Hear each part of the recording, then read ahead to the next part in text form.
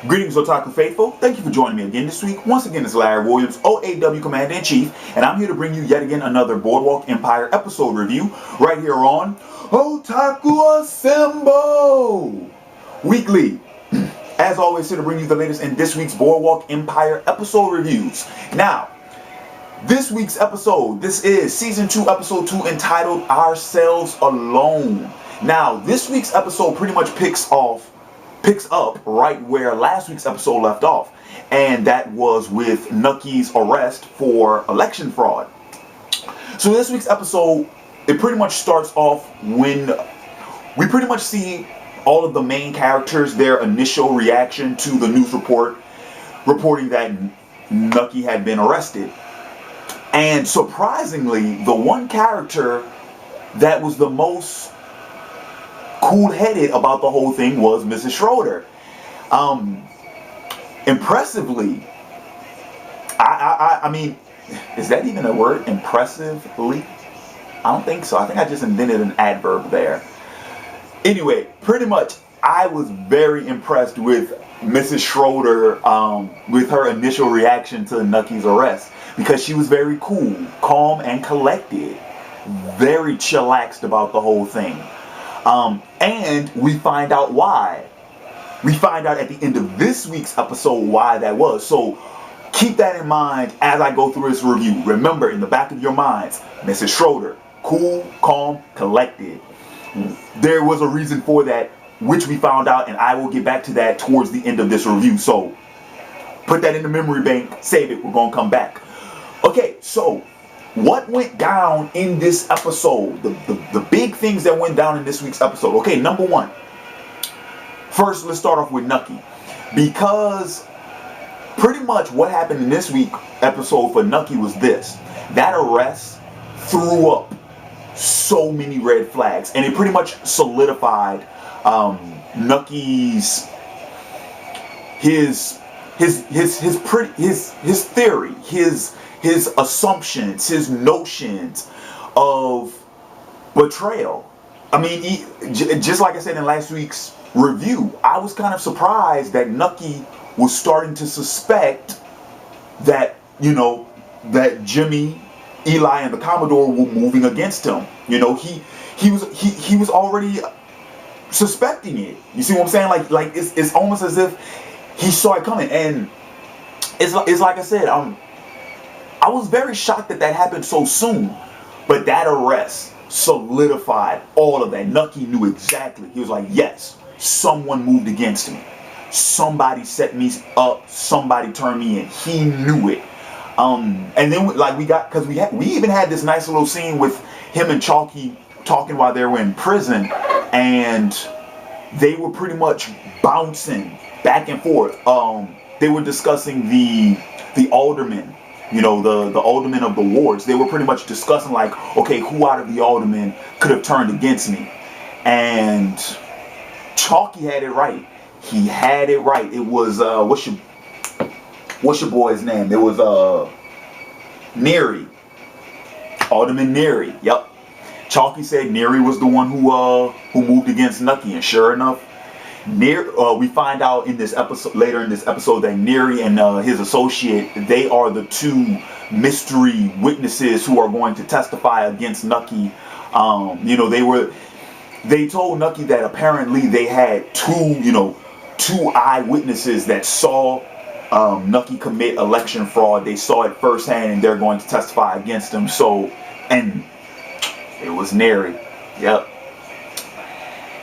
So anywho, okay, so like I said, that was the first thing. That was the first big thing about this week's episode, that Nucky, he knows somebody set me the fuck up. And surprisingly, they didn't deny it, which is going to bring me into the second biggest thing about this week's episode, was the fact that in last week's episode, as far as the Commodore, as far as Eli, as far as Jimmy are concerned, last week they were starting to form their alliances with some of the higher ups in Atlantic City. This week they went for the aldermen. They got all of them, met up with all of them, and pretty much the aldermen are all on board except for one, and that was Damien. However, when Damien turned around and went and told Nucky what was up, because I mean, it's almost as if he ratted. It's almost as if he ratted everyone else out, but he pretty much went to Nucky and told him, it's like, yeah, man, the Commodore, Eli got us together, man, and they went for it, but I told them they were crazy, man. I told them I was for you. And, you know, Eli even went as far as calling Nucky up and telling him. And they didn't deny a thing. They did not deny a thing. And see, and this is what I said in last week's episode when I was talking about when Nucky approached Jimmy about betraying him. And Jimmy was like, I don't know what you mean, Nuck. See, because the way HBO portrayed it in the trailers and in the promotions for season 2, they portrayed it in a way where the Commodore, Eli, and Jimmy, they were openly moving against Nucky. They didn't give a damn. Like I said, I didn't expect this to, you know, I didn't expect the lines to be drawn in the sand so soon. But what I'm saying is, once you know, the sides were determined, I figured it, you know, it would just be outright. It's like, yeah, I'm turning against you. I'm moving against you. So what? So yeah, pretty much what I expected from the series, from this season so far, has occurred. It's just occurred much sooner and much more rapidly than I thought it would. But yeah, pretty much, I mean, that was pretty much the biggest thing, the second biggest thing about this week's episode, because as you all know, throughout the entire series, who is always in Nucky's office? Who is he always talking to? Who are his buffers, if you will, the guys that he goes through in order to get shit done?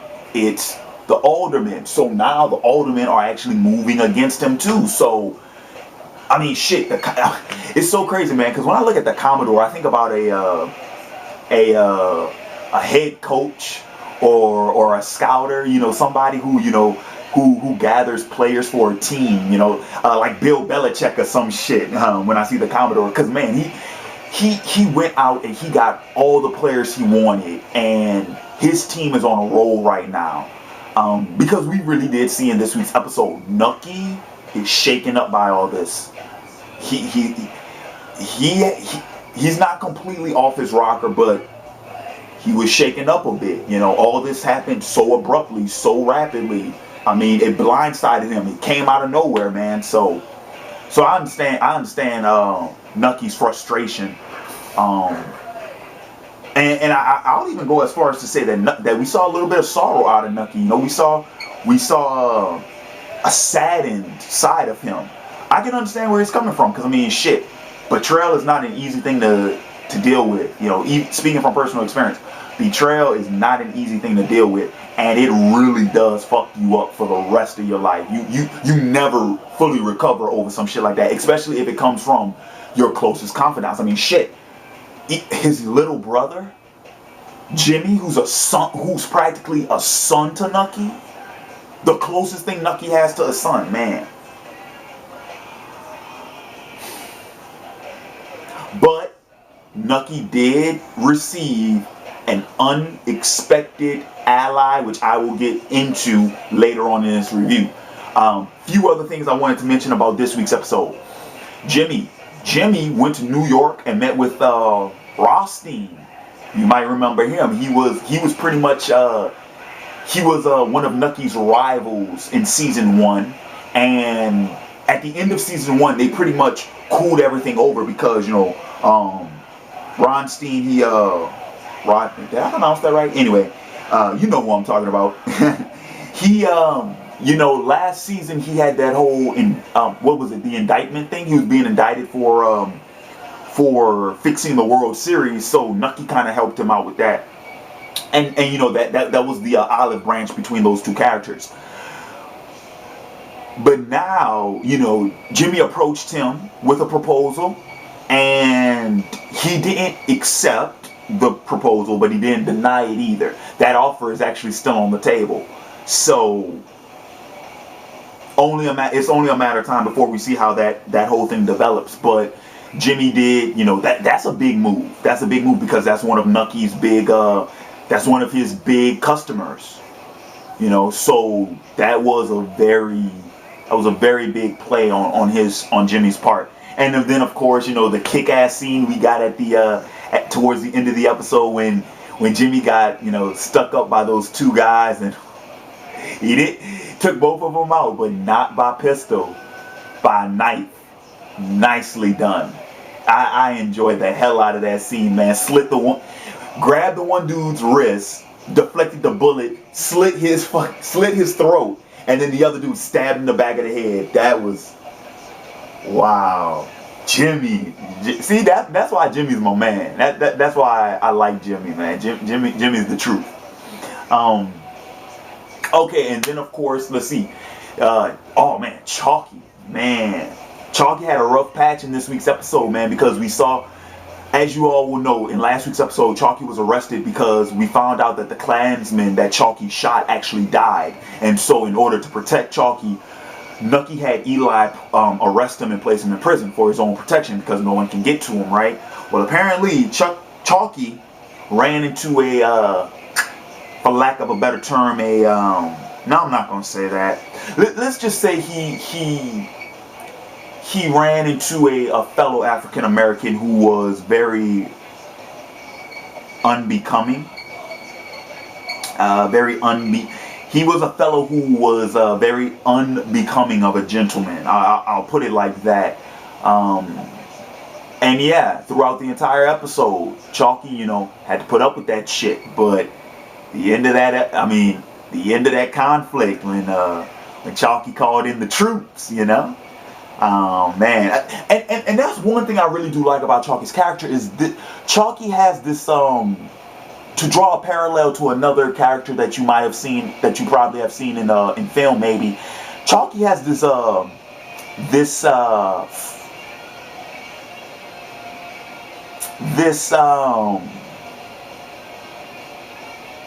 man, wow, brain fart. The character's name completely escaped me. But it's right up here. I'm seeing it. Frank Lucas. Thank you. Frank Lucas. Chalky has a very Frank Lucas quality about him. And honestly, I mean, a organized crime boss who's an African American in Prohibition America would operate the same way. Here's the thing. You know, because like I said, you know, taking into consideration the time, you know, this is still during, this is pre-civil rights movement, you know, segregation and all that jazz. But honestly, you know, the way, just like Frank Lucas, you know, the way Chalky operates is, he is an organized crime boss. He is a gangster. However, he does look after his own. He takes care of his people. He takes care of his neighborhood. Which, I mean, shit, say what you will, it's like, oh, well, Larry, you know, he's a gangster, he's a criminal, he's a murderer, he's a drug dealer, he's a smuggler, bootlegger, this, that, and the other. Honestly, there aren't many people in the African American community nowadays, honest, legit guys, who do that much for their own people. I can't think of any offhand. I mean, you got a few celebrities, yeah, they do some charity work here and there, but not to that extent. Not to the extent where you can be in a freaking prison cell across a dude that you don't like, and all you have to do is call out the guys around you by name, and they'll be like, "Say, man, appreciate what you did for my pops, man. You know, getting him that medication. That's what I'm talking about. Hey, man, my mom's really appreciate what you did for her, man. Oh yeah, man, thanks for hooking me up with that job, man. You see what I'm saying? Shit like that doesn't happen nowadays. There aren't people. Well, shit, they probably are that I don't know of, but I don't know anybody in the African American community, no matter where you are in America, who does shit like that. You follow? So, I mean, say what you will about Chalky, he looks after his own. You can say what you will about his character. That's one thing you can't deny. He looks after his own. He is very loyal towards his people and his family. So, kudos to him. And it pays off. Why? Because all he had to do was, and boom, that dude got taken care of. So, I'm going to do that one more time in case I didn't catch it. All he had to do was, boom, that was it. They ain't even saying it. Just, yup, that was it. Homeboy was done. Which, actually, not to make this video too long, but that's actually going to bring me to my final topic of of what happened this episode, because okay, here's the thing. In the conversation between Nucky and Chalky, the one I mentioned earlier, after Nucky left, Chalky pretty much said some unflattering things about Nucky, which implies that Chalky himself may be considering moving against Nucky. I mean, shit. The seeds of that had been planted in last week's episode, but this just kind of builds to it. It adds to it, right? But check this out, okay? For the most part, throughout this entire episode, it seemed like everybody was turning on Nucky. Nucky didn't have a single person to turn to, right? But the most surprising of allies that Nucky has was Mrs. Schroeder. Earlier, when I mentioned that she was cool, calm, and collected about about Nucky's arrest and this, that, and the other, you want to know why? Because she was planning. Mrs. Schroeder shocked the shit out of me this week because she was 3 steps ahead of everybody. Most noticeably. But the biggest thing was this. At the end of the episode, earlier in the episode, we saw her visit Nucky's office. Because the thing was, after Nucky got arrested, his home in the hotel and his hotel suite and his office completely raided, because they were looking for any incriminating evidence to use against him. However, Mrs. Schroeder stopped by, and she put on this farce, she put on this performance so that she can get inside Nucky's office, and I didn't know why. It was, but now I do. You remember in last week's episode when I took note of Nucky's for lack of a better term, his purse, if you will, his the money that he stored in his closet? Yeah, it reappeared in this week's episode because Nucky went back to look for that after his place got raided and he couldn't find it. It was gone. He thought. Also, his little journal where he keeps track of all his transactions and all his business deals and all that jazz, which is very incriminating to keep a track of all your criminal activity. That's stupid. That's very stupid. I mean, I know Nucky's old, but for fuck's sake, dude, you can't even remember a $20,000 deal or some shit like that. Here's the thing, though. Both of them was missing, right? So that's when Nucky was like, oh, fuck. Because everything they would need to use against him was right there in that journal. And then, of course, the 20 grand that's missing. And then we find out at the end of the episode that Mrs. Schroeder she snuck in there and she took it before the police could find it. Nice. And she told Nucky, she says, right now is not the time to be, right now is not the time to be weak. Right now is not the time to be boggled down with, all this personal shit. You need to get your shit together. And then, of course, she was the one who told him, she's like, besides, it's not a good idea to keep track of all your transactions. Shit like that needs to be committed to memory from now on. And then she tossed the book in the fireplace. And then, of course, gave him the 20 grand. But honestly, man, that the reason why I said that was so surprising was because in season 1, Mrs. Schroeder, she confronted Nucky about his criminal activity, and she wasn't on board with it. But now it seems like she is. I mean, what she did in this week's episode was she acted like an old lady. She supported her man. That was very Hillary Rodham of her. That was very Hillary Rodham Clinton of her. She backed him. She supported him. Helped him out. Looked out for him. And that's why I said that's a very surprising ally that Nucky has. Because, once again, she didn't support his criminal activity. She didn't protest it until late in season 1. But she didn't agree with it either. But it seems like she's on board, and thank God, because it seems like that's the only ally he can count on right now. She's the only person Nucky can truly count on. So yeah, oh man, especially with next week. Man, next week is when Al Capone makes it into Atlantic City, and we're gonna see exactly what happens with Nucky and his Chicago allies. But it's safe to say that,